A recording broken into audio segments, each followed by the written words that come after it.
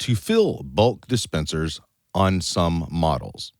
Open the dispenser drawer by pulling on the handle at the base of the washer.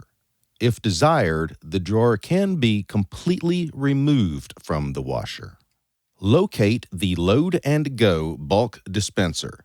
Gently pull up on the tab located on the bulk dispenser lid to lift the fill door. Fill to the max line with HE liquid detergent.